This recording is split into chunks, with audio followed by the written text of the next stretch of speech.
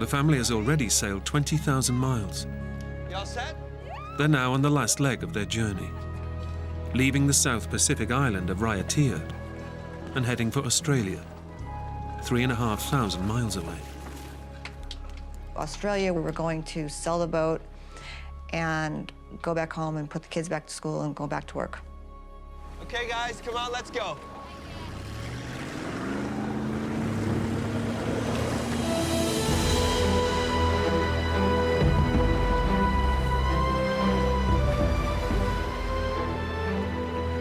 The family has spent the last 21 months on John's pride and joy, an 80-foot catamaran, the Emerald Jane, bought from his 20 years of hard work in the construction industry. There's a clanking sound up at the mast. Something that had never happened to us before.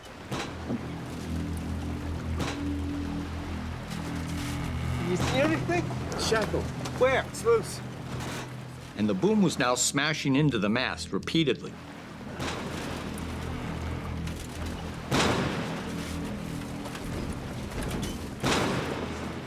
And we wrestled with that problem for probably 2 hours. But John and Ben can't fix the sail. Yeah, I think we leave it for the night, Ben. I say, look, we'll fix this thing in daylight. Watch it inside. We have to drop the mainsail down. And we continue on like that.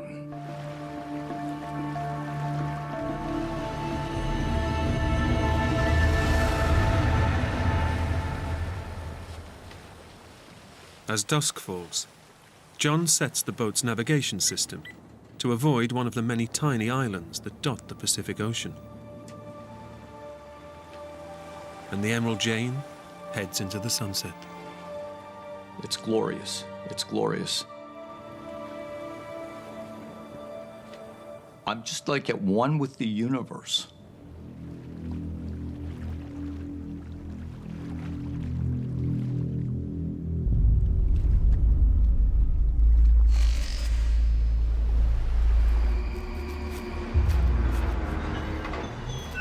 I start to hear this scraping sound.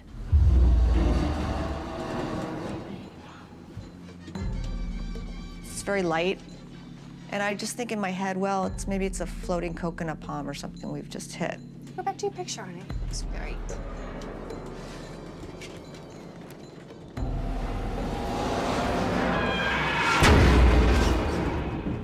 There's this sharp bang sound.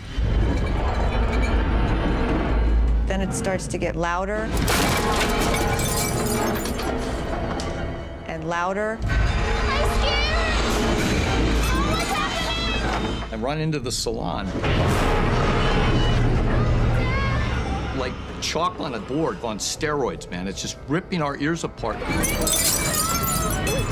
And my son's voice coming from the cockpit, one word. Reef! Reef!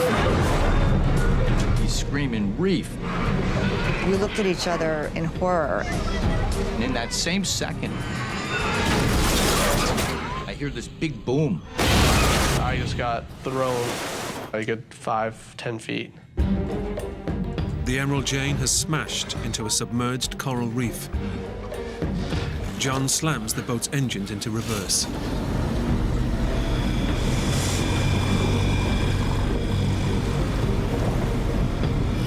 The boat grinds to a halt on the reef. But their ordeal has only just begun.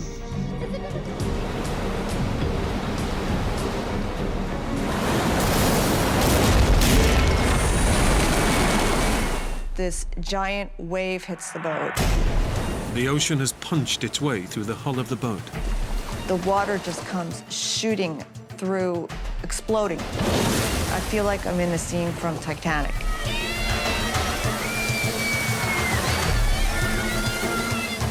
I just looked at John's eyes, and you can tell he's scared. He's really, really frightened. He doesn't know what to do, and I don't know what to do. The whole dream of my life was all disintegrating right in front of my eyes.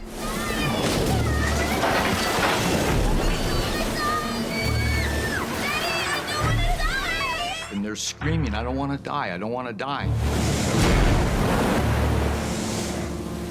In just a matter of seconds, the Silverwood's idyllic sailing trip has turned into a living hell. The Emerald Jane is being ground into a reef in the middle of the Pacific Ocean and is being battered by violent waves. I know that we're in a world, just a world of hurt. Seawater is engulfing the vessel, and the cabin is slowly flooding. Mayday, mayday, mayday. This is the sailing vessel Emerald Jane. We're at latitude and longitude.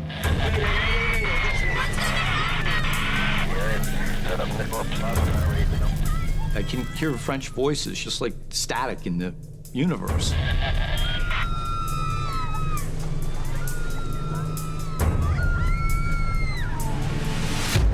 But I can't get through. The boat's satellite phone should work anywhere on Earth. It's a direct line to call for rescue. And my hands are shaking so hard.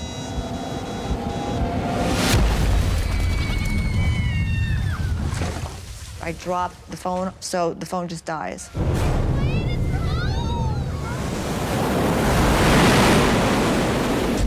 One of these big waves breaks directly over the middle of the boat. Dad!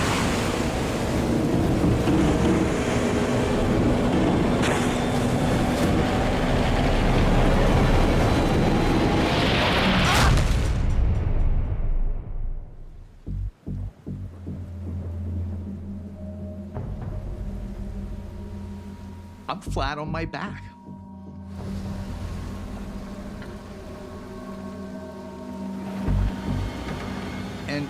And I look down, and what I see is just impossible. That mast, that 80-foot mast, is laying right across my legs. The huge force of the wave has snapped the Emerald Jane's mast. This huge surge of electric pain just barrages it explodes in my brain.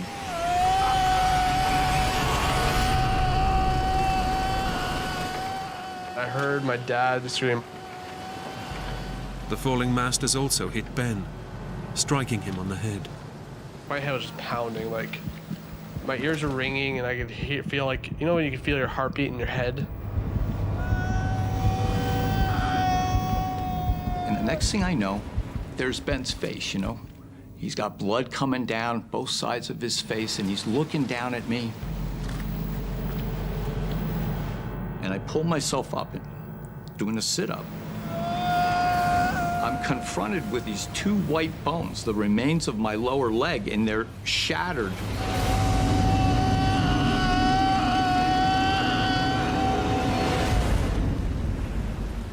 You can see the bones sticking out like toothpicks almost out of the side.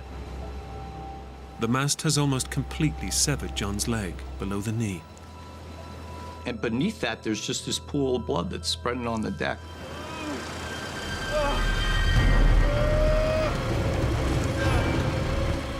Ben tries to free his father from under the 2,500-pound mast. This thing is 80 feet long.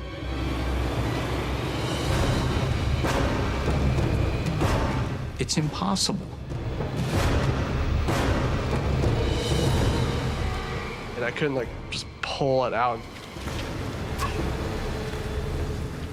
He's losing huge amounts of blood from his shattered leg. And Ben knows that unless he can find a way to stem the flow, his dad has only minutes to live. He was in a huge amount of trouble.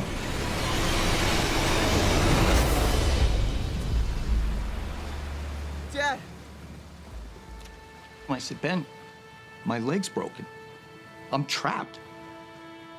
You're in charge of the boat now. You've got to take care of the family. I watched his eyes. I could watch his expression and how it changed.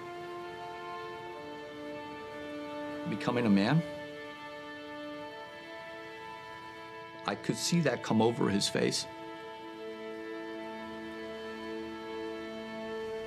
And he just looks at me and he says, Dad! Dad. Dad, I'm gonna get you out of here.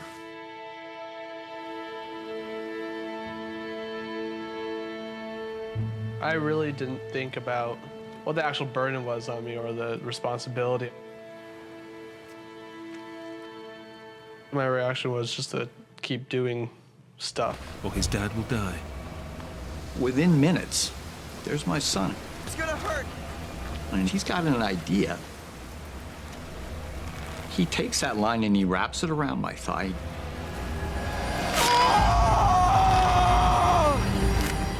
And he's got these big screwdrivers.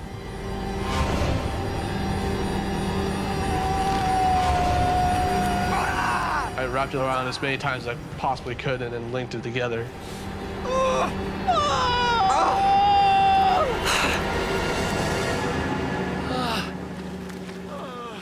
Ben's tourniquet cuts the circulation to his dad's leg. Without that effort, I probably would have died within 10 minutes.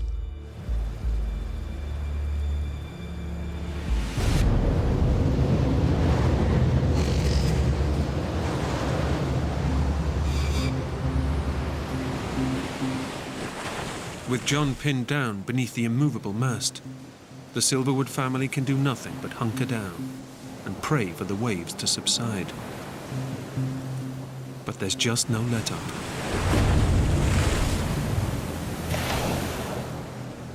I just remember those waves, the sound of those waves. You could just hear the roar get bigger and bigger. And closer, until finally the wave would strike.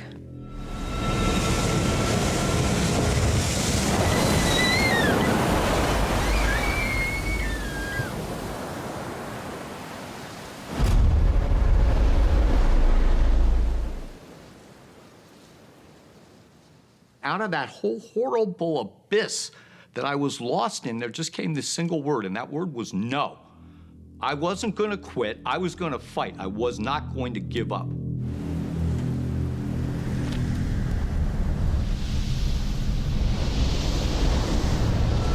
Out of nowhere, a huge wave slams into Emerald Jane.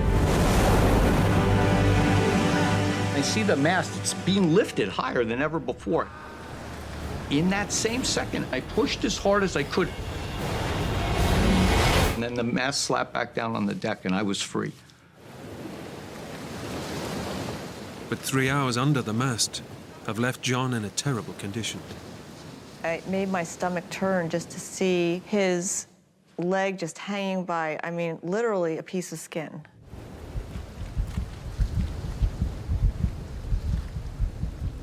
I fell into an abyss of despair, like a free fall. I knew that I'd taken my wife and my kids out to this godforsaken reef.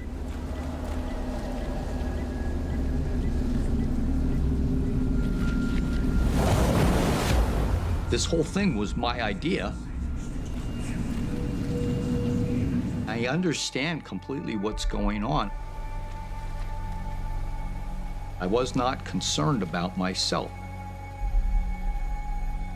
If there was no way to get me in, well, that was that.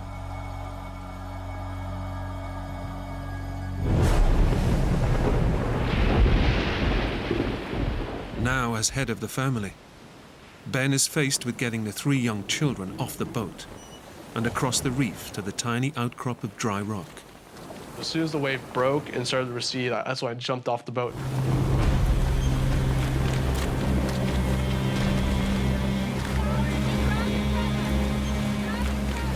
The reef is so sharp, the little coral spikes would go right through my sandals. I had coral cutting my feet every time I took a step. They're cutting up their legs every which way.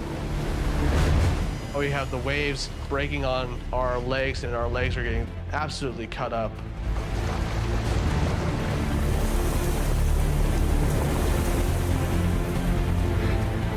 At that point, I gave my brother the little emergency beacon. Hold this, get tight, yeah. I told him, Jack, do not let go of this. This is our only way anyone can possibly find us.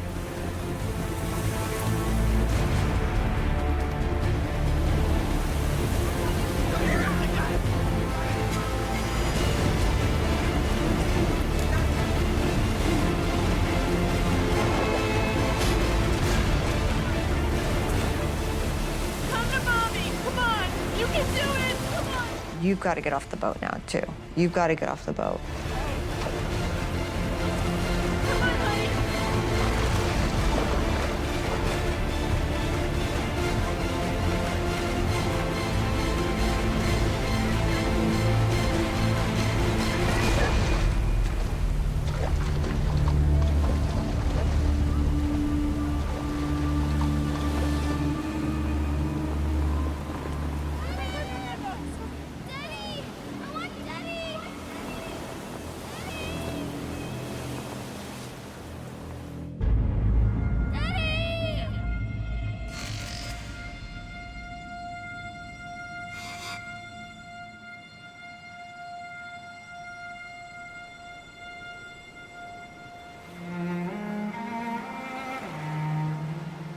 Alone on the boat, John is now in the final stages of life.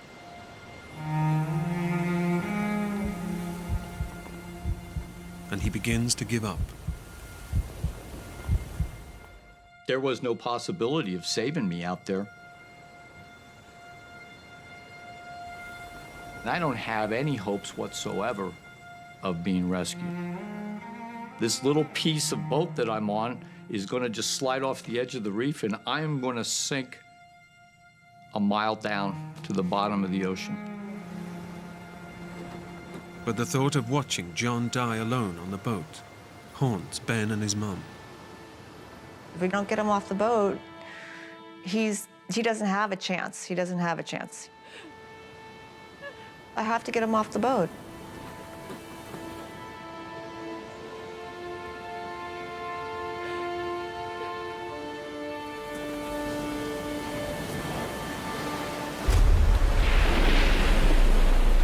Ben decides to head back to the boat.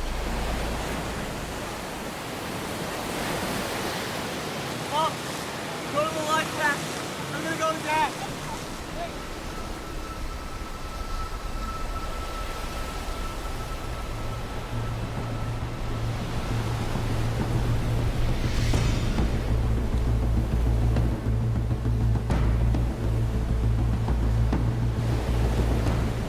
But the life raft is hopelessly tangled in a web of rope.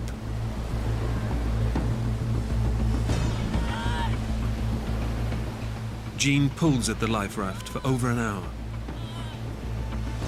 Every bit of my mind, every bit of muscle I have, I'm grunting, I'm practically drowning out there.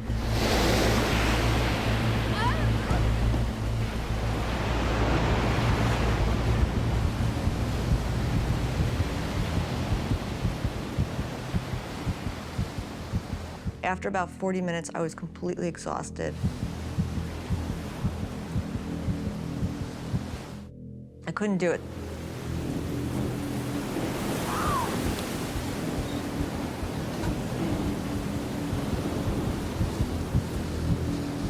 Jean launches into a frenzy, a crazed frenzy, trying to push this raft out. But just as it seems it will never be freed, The life raft just comes popping out. She just yelled at me like, I got it, I got it.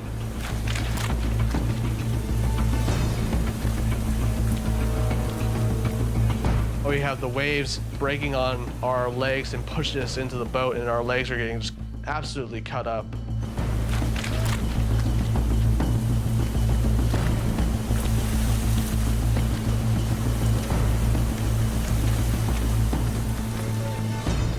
I had to use all my strength to just lift his upper body and slide that in.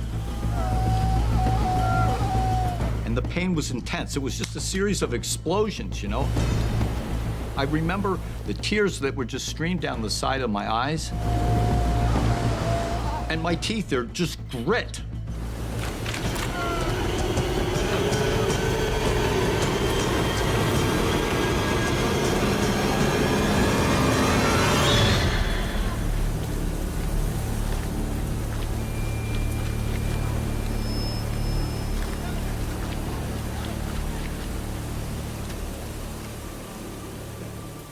My son was the ray of hope, the ray of light, the steady hand.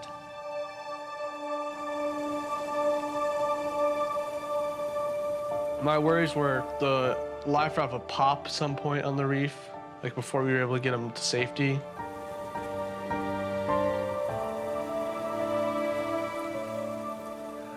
Every one of those steps, there's just these explosions of pain. It's just pure agony, you know?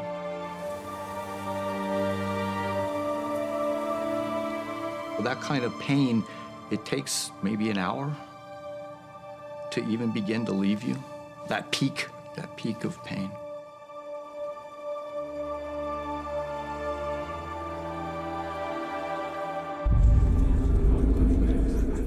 Finally, the whole family is off the boat.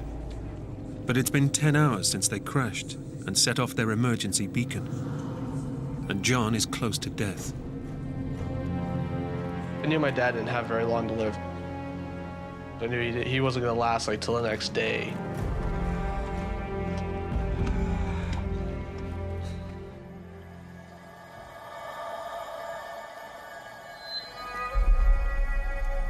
It's been 12 hours since the Silverwoods activated their emergency distress signal. But there's been no sign of rescue. Clinging to a tiny outcrop of rock, the family has all but given up hope. And inside the life raft, John is barely conscious, on the edge of death.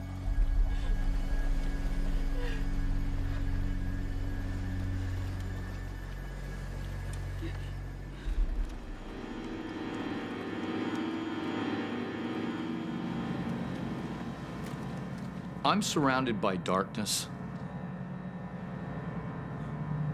I don't have any connection with reality.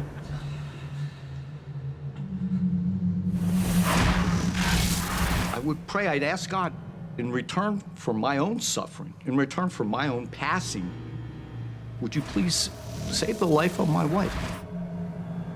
Save the life of my kids.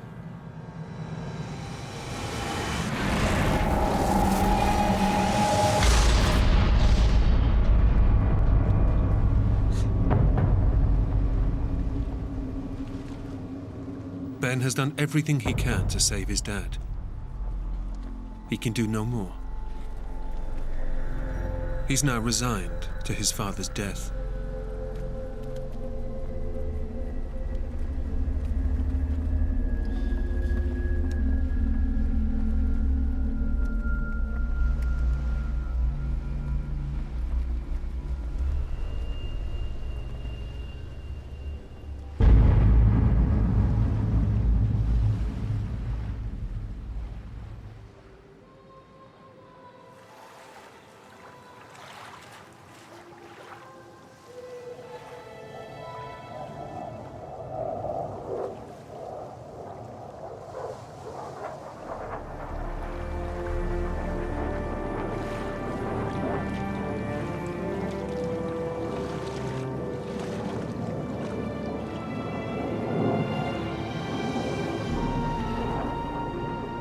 As the sun came up, I could see this little star flying on the horizon. So I thought it could be a plane. Help! Help! Help! I was ecstatic, like someone knew we were there. And it gets right over us and it starts circling, just circles around and around and around.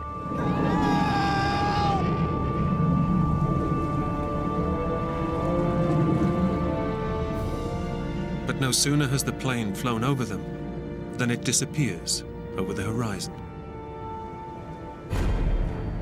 I could see the glimmer from the star kind of just diminished. Our hearts sank because we realized, you know, we're not going to get rescued.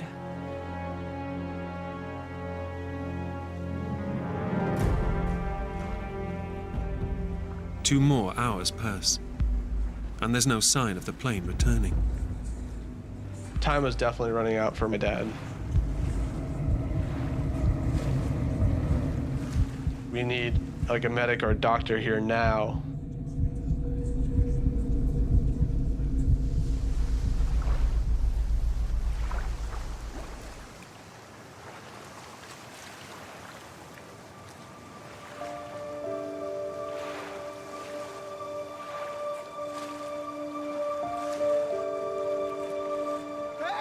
I see this boat on the horizon. The family's emergency beacon had led the plane to the reef. But unable to land, the crew alerted local fishermen on a nearby island.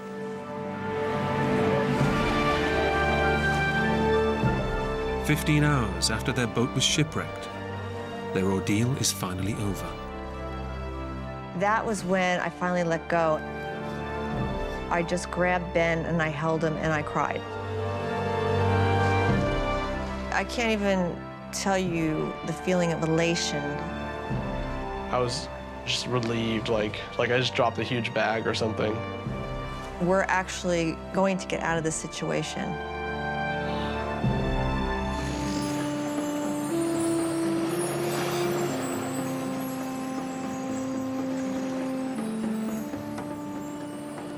The men are based on a tour ship anchored off Guardian Angel Island, 20 miles from the Mexican coast. The east side of the island is popular with fishing tours, but today their local guide, Pepe, is taking them to a remote cove on the more exposed western coast. It's quiet, it's desolate, you're all alone. Here she comes, come on. It's like fishing nowhere else in the world. Yeah. Oh my God. It's fantastic. I can't believe it. Look at that, Joe. Try another lure. Get out of here. You think I don't know what I'm doing? Well, how many have you caught today? Nothing.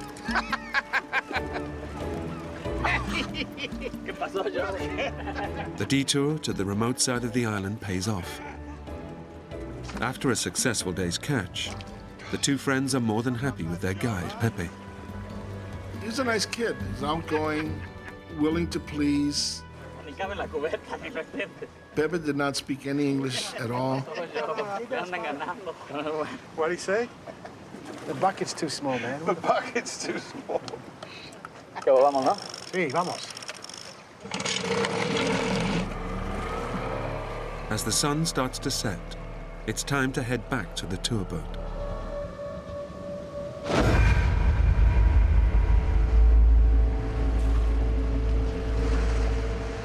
But after an hour motoring south along the island's coastline, there's still no sign of the tour boat. And Pepe has more immediate concerns. Joe. Ya no hay gasolina. ¿Cómo queda la poca gasolina? He tells us, I think I'm running out of gas. What's up? No fuel is what's up. Oh, it just gets better. It was a bad situation. It was dangerous. They have just minutes before the engine cuts out. And without power, Joe knows they can't steer the boat and could easily be swept out to sea by the currents. I said, let's beach this while you have power. Pepe, vamos a la playa. ¿Qué playa? Pura roca, no puedo para allá. Their only hope is to make it to land. But the island's coastline is a fortress of jagged rocks and sheer cliff faces. He said, there's no beaches. This whole island is rocks. They know they have no option but to try to reach the shore. Between the current and the sharks, I'd rather take my chances on land than out in the water. Vamos. No me quiero estrellar, no puedo estrellar. ¡Vamos con ella! ¡A la playa, vamos!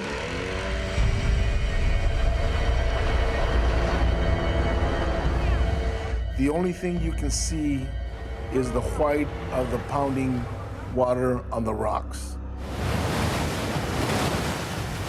We were scared. Their only way to reach land is to power the boat directly into the raging surf. But just as it seems they'll make it safely,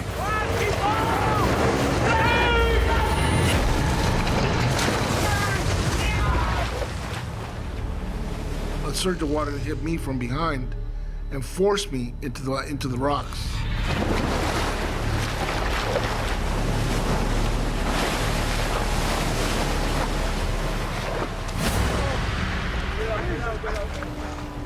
The men make it to shore, but they're now stranded on the island with no way of calling for rescue. Larry! Hold on there. You're totally soaked, the wind is blowing, and we started shivering down to the bone. Bring it back. The men search for driftwood and build a fire, Made a fire before. using up their last few drops of fuel to get it going.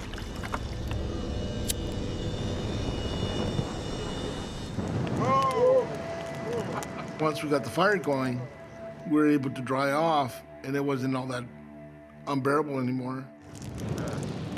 Not so bad now, Larry. We knew it should have been an easy thing for the big boat to pick us up the next morning. It's calls for a beer. The men resign themselves to a night out in the open, believing their stay on the island will be a short one. Boat will pick us up in the morning. We out.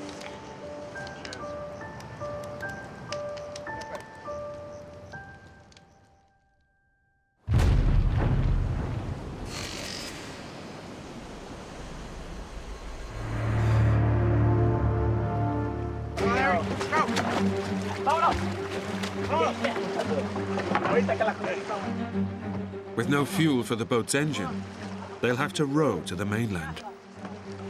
But it's a 20-mile journey across open seas. It was an unbearable hot day, probably close to 100, but it felt good to be doing something. Out. Get the rhythm. Keep this up, guys. I'll make it. We actually thought we could make it.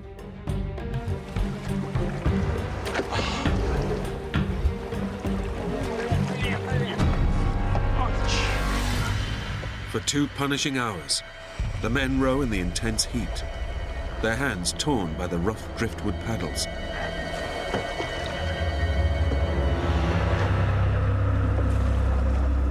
I'm getting exhausted. I am getting to the point where I'm just gonna drop.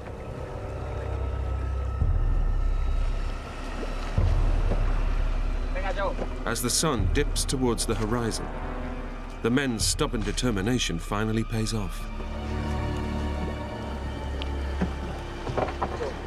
¿Qué es eso? Mira, para allá, barcos. ¡Hay barcos!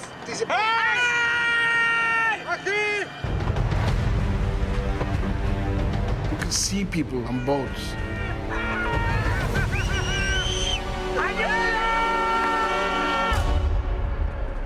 They didn't hear us. They didn't hear us. They didn't look. They didn't do anything. They can't see us. Joe, keep paddling. The men push on, hoping to close the distance to the shore.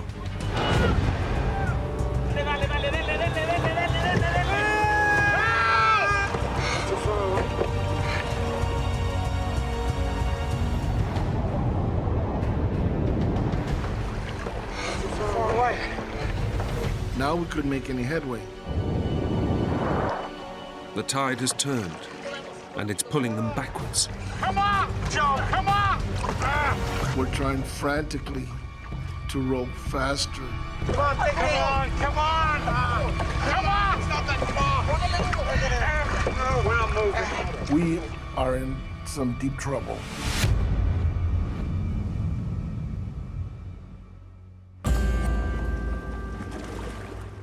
As night falls, the men give in to their exhaustion. But as they sleep, they're being dragged back ever closer towards the rocky shores of the island. Joe, Larry, despierten. Nos vamos contra la roca. Joe, wake up! Rocks! Stop paddling, buddy! Come on now! Come on! The current was going to take us wherever it wanted. We're going to crash, and we're going to crash hard.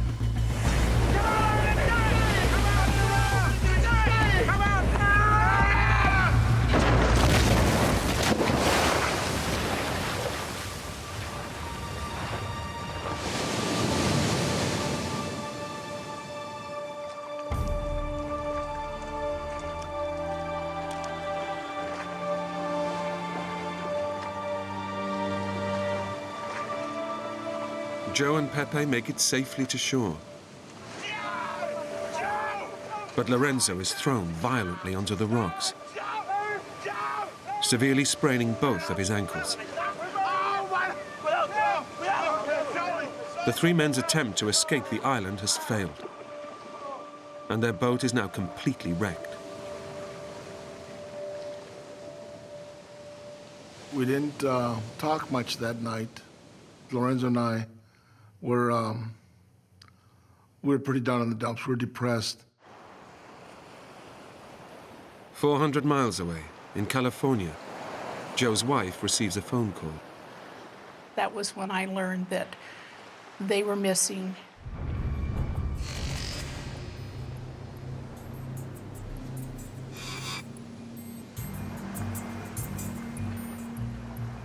After 2 days of waiting for rescue, the men must take their survival into their own hands and hike to the northern tip, where tourist boats will be moored. But it's a daunting journey. This island's 20 by 40 miles. It's uninhabited. There's nobody there. Pepe told us that there probably is commercial fishermen or the tail end of the tourist boats at the northern end of the island. And if we get there, we will be picked up. But the men have no idea how far down the coast they are. And they could face a 40-mile hike along the entire length of the island. The coast, as I saw, was the only logical choice. Nobody is going to go inland to look for us.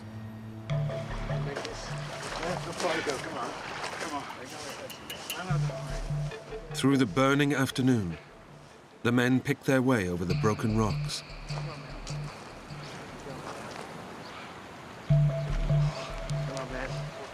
You're doing good. I know it hurts, man. But the hike is taking a toll on Lorenzo's sprained ankles. Lorenzo realized how hurt his feet were. Oh, God! Oh, God! But we couldn't stop. We had to keep going. Since morning, they've shared some of their meager supplies, dried fruit and a few sips of their remaining water.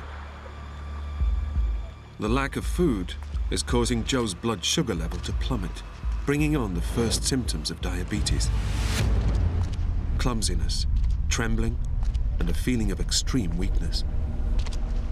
I'm tired, I'm hungry, I'm thirsty. Come on, man. We can make this. Come on. Okay. Keep going. Okay. The men press on, but after just 3 miles, their plan hits trouble.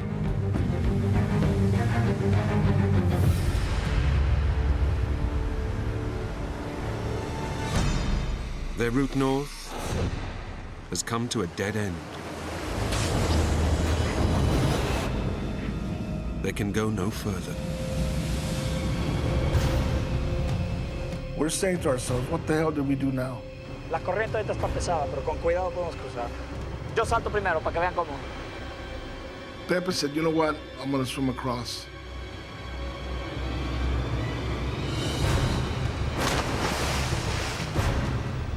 Between the current and rocks, I didn't think he had much of a chance to make it. The men know that beneath the surface, powerful currents are ripping through this ocean inlet.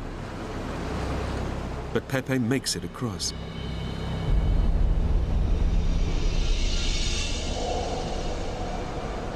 Wish me luck, buddy.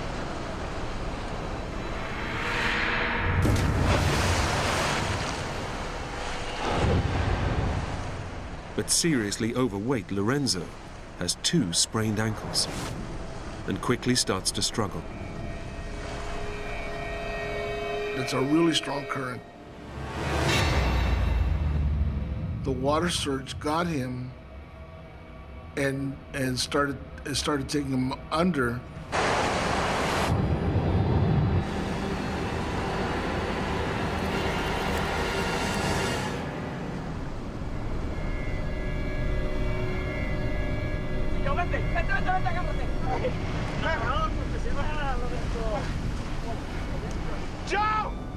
I did it!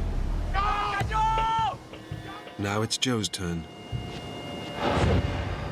I know I'm not a strong swimmer. Joe, jump! But he's paralyzed with fear. Joey!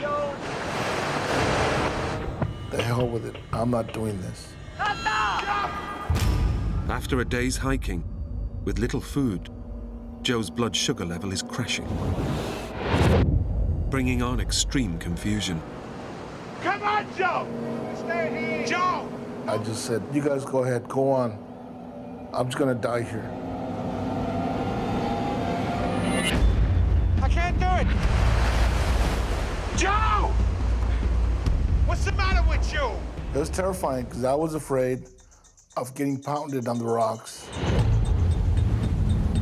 You get over here! Jump now! Joe! Lorenzo encouraged me the way that we always talk, challenging each other, Jump, jump, jump for me! Gotta stay here. daring each other to do something. Joe! And Lorenzo said, don't be a sissy. Jump now!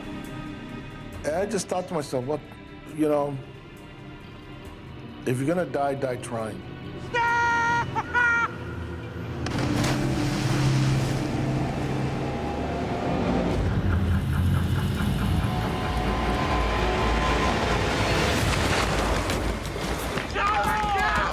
Yes, Joe! Yes! Come on, buddy!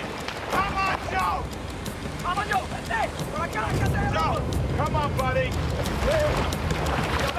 Joe! I was a sissy for nothing.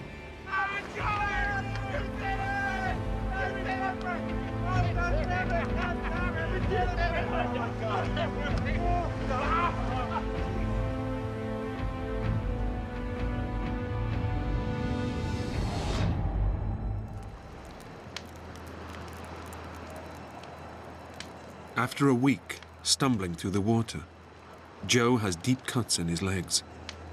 They're becoming infected, and blood poisoning is now a real threat. If it sets in, it could kill him within hours. This could be a lost cause. I could die here.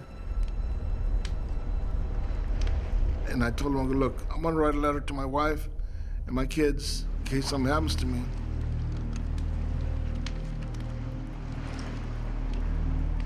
I love you all. Don't blame anybody of what happened to me. I put myself in the situation and I died here, but it's just something that happened. Joe asks Lorenzo if he too wants to write a message to his loved ones. Hey, Larry. No. I don't want to do that right now. And he said, no, I don't want to do that. Not yet. I don't want to be doing this. Maybe he didn't want to really face a situation we're in or what the outcome might be.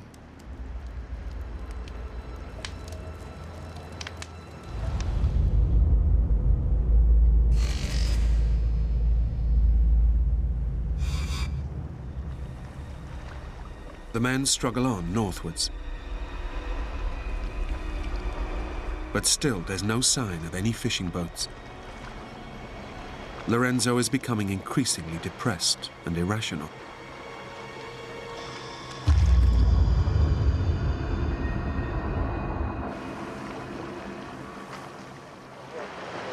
Stop! We gotta go back. I lost my glasses. We gotta go back. I want my glasses. Things are gonna be okay. He just totally panicked. He lost it. They're my glasses. I need my glasses. You got me, I need my glasses. I need my glasses. I'm trying to convince him, okay, look, now I'll be your eyes. But there's no consoling him. For him, it was the end of the world. Lorenzo was starting to lose touch with reality.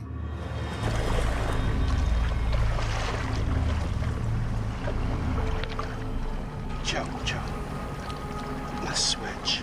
Lorenzo asked me if he could be on back of the raft. He wanted to trade places with me. I want to go behind for a while, okay? Delirious with dehydration, Joe takes up his friend's offer of a ride, without realizing how desperate Lorenzo's condition has become.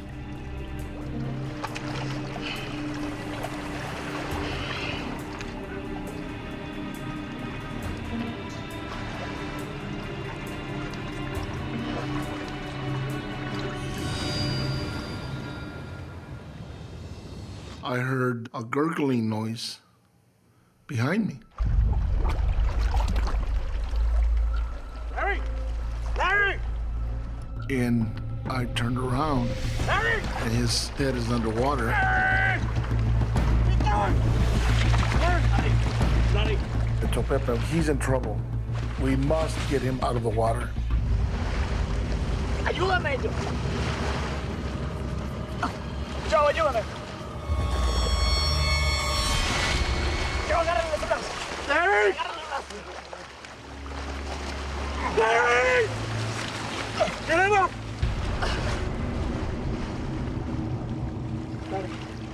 Larry! Larry, está bien. I'm talking to him, and there's no response. Larry! Larry! The look on his face it wasn't right. Larry! I start checking for a pulse. I checked his neck, his wrist. There was just nothing.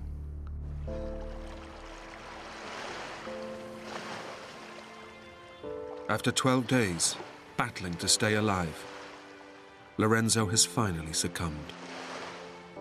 I told Pepe he's dead. He passed away.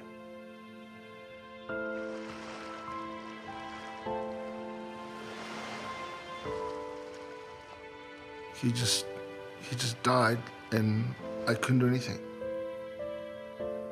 That's probably the worst moment of my life.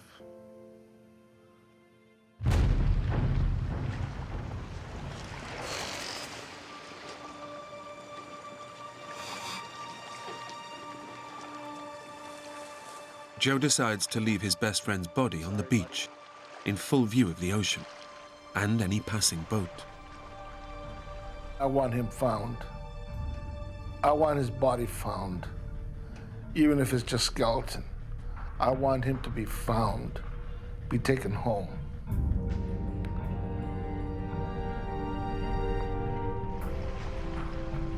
I'm gonna come back for you. I said my goodbyes to him, and I told him that I have to leave. It broke my heart.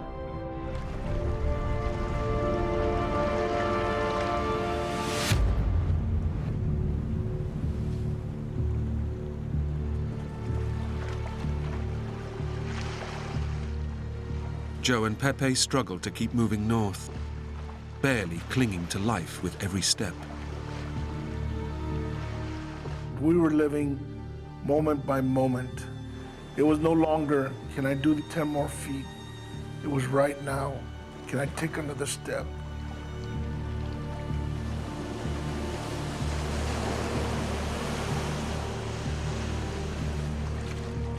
Battling his diabetes, it's a miracle that Joe has survived 13 days without food or proper water. But now he fears the end is near, and he faces an agonizing, anonymous death. If I die, nobody is ever gonna find my bones. I was at rock bottom.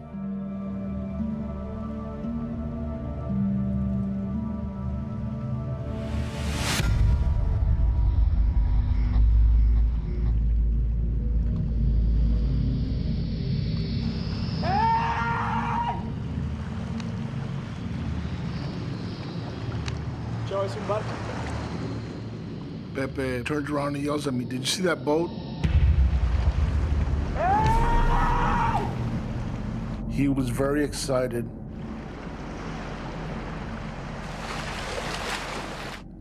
I didn't think there was a boat. I thought he was hallucinating.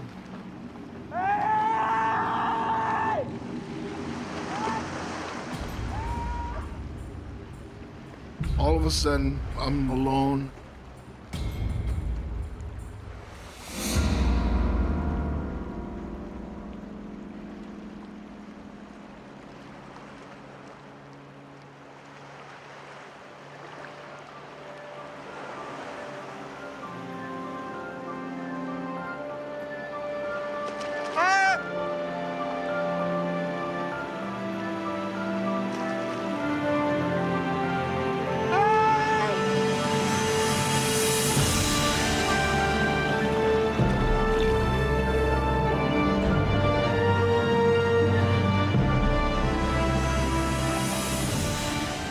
Joe and Pepe are finally saved by 2 Mexican fishermen.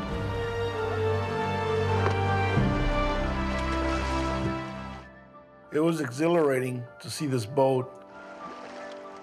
Thank God this is over. I was relieved, like a big burden had been lifted off my shoulder. That afternoon, Joe's wife, Margaret, gets a call from her son. He says, they found Dad. He walked out this morning. The fishermen picked him up. He's okay. I mean, I was elated, but at the same time, I just knew that there was more wrong. He told me that Lorenzo has passed away. And I says, oh my God. Seeing my wife, my son, my daughter, all of them, it was great. I just felt bad that Lorenzo wasn't there to share it.